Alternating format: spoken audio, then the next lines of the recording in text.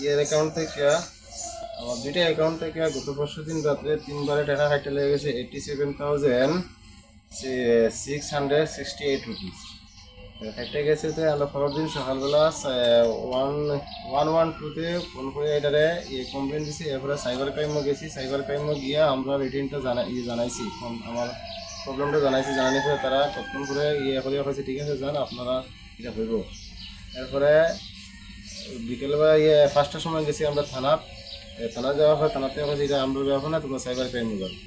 এরপরে গেছি ব্যাংকের থেকে হয়েছে তারা যে তোমরা করো এটা, তোমরা থানার থেকে আমরা কাছে খবর আসবো, তখন আমরা এটা দেখো আমরা ঘুরে আসি। তো আজকে সকালে আমি রিটেন কাগজটা লইয়া গেছি। রিটেন কাগজটা লইয়া যাওয়ার পরে পশ্চিম থানার থেকে বলতেছে যে ঠিক আছে এখন কাগজটা রেখে যাও, এখন স্যার নাই, বড় অফিসার বাবু নাই, আইলে পরে ইয়ে করবে। তখন আমি কইছি না স্যার না তাহলে আমার কাগজটা দিয়ে দেন।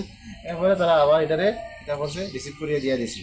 দেওয়ার পরে আমি আইছি। এখন আমার একটাই কথা হয়েছে যে আমার এই টাকাটা যে গেছে যে সাইবার ক্রাইমের কাছে প্লাস প্রশাসনের কাছে প্লাস ব্যাংকের কাছে সবার কাছে আমার কাছে অনুরোধ যে আমার টাকাটা ফেরত পাই, সবাই যেহেতু হেল্প করে আমার টাকাটা দেবার করে, এটাই আমার অনুরোধ।